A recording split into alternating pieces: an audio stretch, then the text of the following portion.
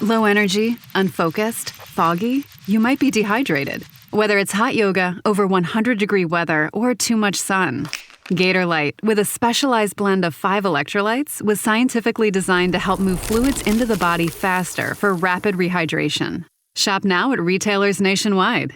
Gatorlight hydrates faster than water. Is it in you? Symptoms noted are signs of mild to moderate dehydration. Consult a healthcare professional if symptoms persist.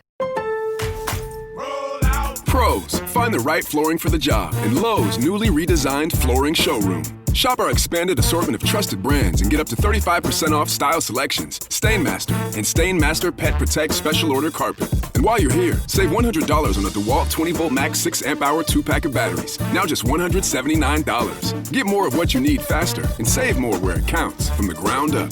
Our best lineup is here at Lowe's. Valid through 8/26 while supplies last. Selection varies by location. This message is brought to you by Apple Card. Shave ice by the beach. A trip to the state fair. And a throwback flick at the local drive-in. They're more than just items to check off the summer bucket list. They're also opportunities to earn 2% daily cash back when you use your Apple Card with Apple Pay. Apply for Apple Card now and use in-minutes with Apple Pay. Subject to credit approval. Apple Card is issued by Goldman Sachs Bank USA, Salt Lake City branch. Terms and more at applecard.com. Coach Unplugged is brought to you by great people over at teachhoops.com for coaches who want to get better. From the Fifth Quarter Studios in Madison, Wisconsin, you're listening to Coach Unplugged. Here is your host, Steve Collins. Hey everybody, welcome to Coach Unplugged, episode 495. Today, I think you're going to really love the discussion I had today. This was a coaching call. You can see there's a theme Tuesday, Wednesday, and Thursday. We've been doing coaching calls. But I just really think it's important in November to see what we kind of do at teachhoops.com. But this was a great one. This was just a coach that wanted to talk through some stuff. It wasn't a huge one on X's and O's, but you know, every coach has different problems that they need solved. And I've been through them all as a veteran coach. Unlike a lot of the things, it seems like every two days someone's popping up with a new basketball course or a new play or a new playbook or PDF, and all those things are great. But I think what makes teachhoops.com so unique is I will respond. I've been through those battles. I just think it's a great way to kind of go over and check that out. Also, before we head off to the podcast, I'd like to give a big shout out to Dr. Dish, the number one shooting machine on the market. I'll just say it. I can't imagine it isn't. Also, make sure that you go over and check them out and mention Coach Unplugged or High School Hoops, and they'll take care of you. And we would love right now if you pause your treadmill, stop the car, if you would leave a review for Coach Unplugged. I know I don't say that on a regular basis, but those do mean a lot to us. All right, let's head off to the podcast. I'm not sure exactly what you guys typically do in these, but since I've only been on for a couple of days on the website. No worries. So it's basically two ways. So every other week I do one-on-one calls, and then the other week I do like office hours where people just come in. There'll be a bunch of us together just talking. Yeah.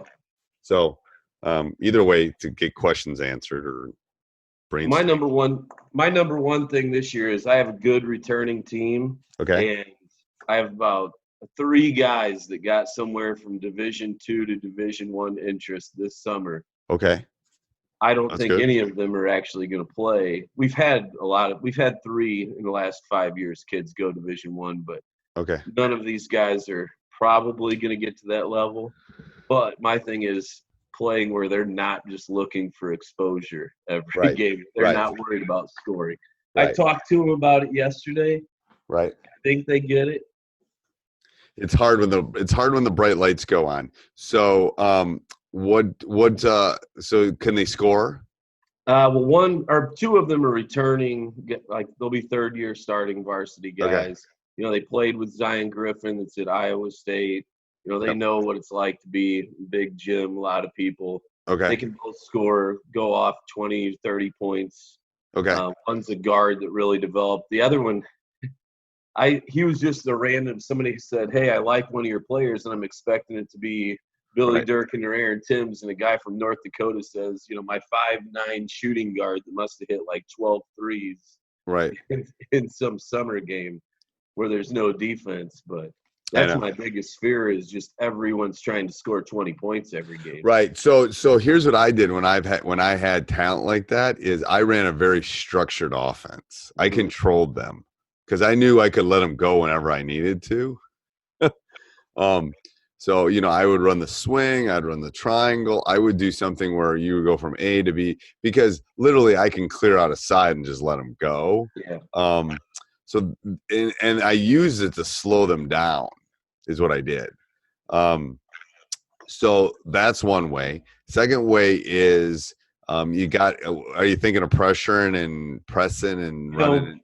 We have such a variety in our league. I mean, we're the smallest school-wise in our conference. We have the Proviso East of the world who are, it's just it's 32 minutes of hell. We've had a lot of success against them. We probably won 60% of our games against them. Okay. But we can't play too fast. Okay. I have a 6'6" big that's really athletic, but after him, we're going to drop off quite a bit. It might just be 5 guards. Right. So what are you thinking defensively then? So you're going to have to do something defensively to maybe slow pace up and change. Yeah, well, and that's one of the other things. Last year we weren't as good as we have been defensively, but we've always done a pretty good job of taking the other team's best player away, knowing every set they're going to do. Yep. And this group's not going to be as good at that. And I'm looking for that. It might even be trapped 4 or 5 times a half. Yes, and what I'm thinking, so here's what I've been thinking about on my long walks too, is how we have quick hitters and plays for the offensive end. I'm thinking the exact same thing for the defensive end to change momentum. And I've always been a big guy in changing defenses when things are on feel like, ooh, this ain't working, let's get out. You press all game, you can't cause a turnover, and you sit in a 2-3, and they throw the ball out of bounds 3 possessions. Well, and here's something I noticed in the last 2 years when my teams I've had really great teams, but we were good. We've been good last couple of years, but not great, good. That sometimes my gut isn't always right. Like, so I have an assistant coach actually tracking how our defense is working. I'll go and I say, hey, we got to get out of this. We should run, go from man to a 1-3-1. He goes, well, we just stopped them 5 straight times. That's not the problem. So I think, or they just scored 3 times, Steve, time to change. So I think that's something to look at, especially with a group because that can change momentum. Like we'll go to a zone at the end of a game just to take some time off the clock. You know what I mean? Absolutely. You're playing man, and then all of a sudden 2 minutes to go you're up 6 and you go zone. It takes most high school kids 30 seconds to figure out what the hell you're in. And that was one of my we almost went to last year, the old Bayline man 1-3-1 and something else and just constantly change. Right. I've done that. I just didn't want to sacrifice this year coming up and letting guys to win maybe 2 more games last year. Right. Every team in our conference had a 6'4" Division I kid that we literally had to run back, get in a 2-3 zone and play a matchup man just so they couldn't just beat us right to the basket. So could you use a combo D, like a triangle, something like that, where you put the big boy down to protect the rim, and then one of you can have these guys, like your job is to chase. That will, put things in perspective for them. Yeah, we've done a little bit of that, and I mean, you know how it is. You just got to figure some stuff out early, and like I'm always a big adjust to talent. I mean, 3 or 4 years ago, I had a 6'11" center that went to Northwestern. It was really easy to funnel stuff towards him. Right. But my 6'3" post player. But if you're guards, maybe you want to ice. Maybe you want to just keep them on the sideline. Yeah. That's the other thing that I'm looking at right now. I want to get more aggressive switching. And I mean, I know that's going to be a trend after Texas Tech last year. Like, that's always a big thing. Everybody ran Villanova's offense last year. Right. Texas Tech. But, I like how they're pushing more and more to the sideline. I've thought about doing that. Our only problem is because we play some inner city schools, we play some suburban schools. Right. They'll beat us to the basket with the wrong hand. They don't even care. Right. Well, then maybe you trap on the baseline. Hey, everybody, I hope you're enjoying that. If you could right now, leave us a review. Even if it's just a 5-star review, that's great. Or if it's a written review, I read every one of them. They do mean a lot to us, no matter where you listen, especially on iTunes. Also, make sure you go over and check out teachhoops.com for coaches who want to get better. We're all kind of creeping up. We can see basketball season off there in the horizon. Can't imagine a better time to come join before all the changes that are going to be happen. Also, if you would like to help us out and do any shopping in Amazon, you can click our Amazon link down below, and that would be one way. Every time you purchase something, we get a little kickback as an affiliate link. So I hope you're enjoying the podcast. Let's get back to it. Yeah. So if you push baseline, the way I sell it sometimes when we push baseline and we're really funneling baseline is I'll sell them as, first of all, that first help has to be there or they're going to dunk on you. And then once that help comes, then we're trapping there, because no one ever passes behind, as they're driving let's say they're driving to the right, to the basket on the right side, and they get down to that short corner. Very few kids can drop step and kick back to the three. Yeah. They're looking opposite, so that's where we've had a lot of luck with that. Because it's almost like opening a candy store when you give them that, they can see the light and it's like, ooh, I can make it. And then you know that they're not going to make it, or hopefully not make it. Now, what have you done for traps? Like we were talking about quick hitters. I mean, I've trapped the first pass. We've trapped, from behind. Yeah, it depends on how smart your team is. Like we've done left, right. We've done first pass. We've done only on the side. Again, it's, if my team isn't very bright, then I have to do first pass over half court. See, that's one of our interesting things. We are very diverse. Right.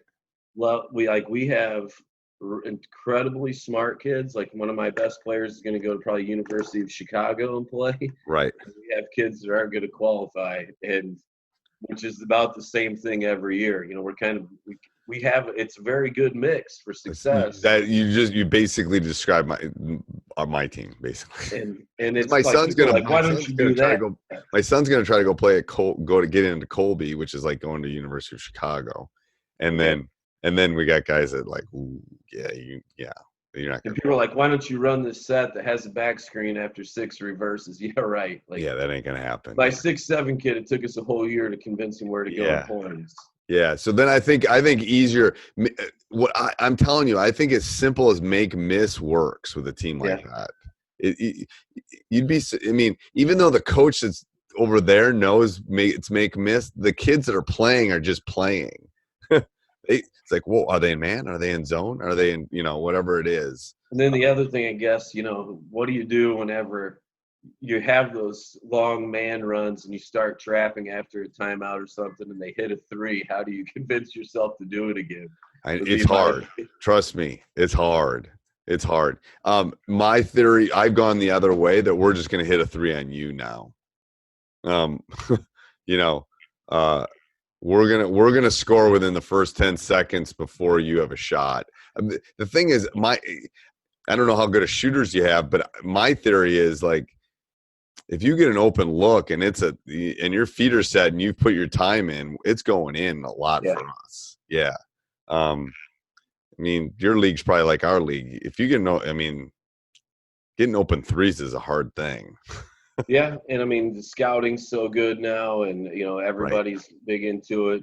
And that's one of the things I'm worried about of doing a lot of rotations on D. I've statted all of our shots, every year, but we're 60% on kick out threes and just crap on everything but kick out threes. I haven't scouted our defense in the same way of the exact threes. I know everybody's obsessed with threes now, which is true, but they're not all the same. That's what I have to sell. No, so this is interesting because what we're thinking of doing this year is we're thinking first 10 seconds we get the ball is a fast break. Mm-hmm. And so if we can get it up and get an open 3, we got some shooters, great. If we don't attack the rim, if you don't get to the rim, someone's following and you're going to kick. And that's where I think we'll get shots because kids don't transition well. And I don't think coaches work on that transition D well. So that's what I think. I think we'll get the secondary shot, not the initial one very much. Without running an actual secondary, of just playing side, top, side. I've done this for 30 years. I've never been successful running a secondary. I told my guys they weren't not even allowed to say it anymore. Like, I mean, if someone can come up with a way to do, and again, I haven't probably spent enough practice time on it, but I have tried to run a secondary, and that's going to be our secondary. It's like, okay, if you don't have the 3, you better attack the rim. It's almost like a little bit of a dribble drive. Yeah. And then if you can't get to the rim, someone's following, you better jump stop and look, because someone's going to be open. Might even be a guy flashing the paint, but we see so much. I don't know about you, but we see so much. We hardly see any just regular man. No. We see crazy pressure. We see a lot of 1-2-2 zone now. I always Wheaton South and York's coach are friends of mine. I'm always giving them crap about they've ruined our whole area. Now everybody's playing 1-2-2 ball press. Right. So I would do something that they're not doing. What are they not doing in your area? Are they not doing a 1-3-1? What are they not doing? Well, that's one of the reasons why we've done some 1-3-1 and some 2-3 when we've gone into, like, give me something besides 1-2-2, because we're not going to be any good at it compared to everybody else. And, I think 1-3-1-2 is good. My big guy, I can put him, if he has 2 fouls in the second quarter, I can put him up top. You put him in the paint and just say, don't let him pass it in there, and don't be silly on those stupid reach around fouls, and you'll be fine. Yeah. But there's a lot of traps you can do. I remember going to Lewis University practice a couple of years ago, and he was talking about how they go 1-3-1 when they're down. He's like, you don't have anything good against it, which is very true. Right. Not much, especially anything works pressure-wise at the end of the game, I guess. But right, and then it extends you, and the kids are in the right spot to trap. That's the thing. As long as you protect the rim, you're in good shape. And you're going to have to live with some of those threes and layups underneath, but that's just got to. I'm getting older and coaching now. I think this is year 10 as a head coach. I'll just breathe deep and say we'll go down to the other end and score. Right. Yeah, that's what you have to do. All right. Any questions? I don't think so. Okay. Just enjoying being on there. I'm going to keep checking out the site. Yep. Let me know if you have any questions, and then make sure you jump on one of the office hours. It'll be awesome. All right. Okay. Sounds good. Coach. Thanks a lot. Yep. Bye. Hey, Coach. I hope you enjoyed that. Make sure you subscribe and leave a written review. We would love those. Also, I would ask that you go down and think about joining teachhoops.com. I know you've been thinking about it. It's like, oh, should I do it? It's a lot of money. It's like, trust me, it will pay for itself. I would not, I have partners I have to pay, but it is worth every penny. So go over and check it out. And then if you're going to do any shopping, click that Amazon link down below. This episode is brought to you by ChatGPT. Hey, it's Bill Simmons from the Bill Simmons Podcast. Have you guys heard about ChatGPT work? It's the new way to use ChatGPT for bigger multi-step projects. And when you need more than just answers, give ChatGPT work access to your apps and files, and it can create real work documents like spreadsheets, slides, and structured reports. Get started at chatgpt.com by selecting work mode, available on Plus and Pro plans. Sleep Number's new collections are designed to adapt to the changing nature of your life and your sleep needs. Whether it's the personalized comfort of the Comfort Mode mattress, the targeted pressure relief of the Comfort Next mattress, or the Climate Collection that actively cools or warms to help you fall asleep and stay asleep. And now, all beds are on sale during our biggest sale of the year. Save 25% on the new Comfort Next Luxe for a limited time, only at a Sleep Number store or sleepnumber.com.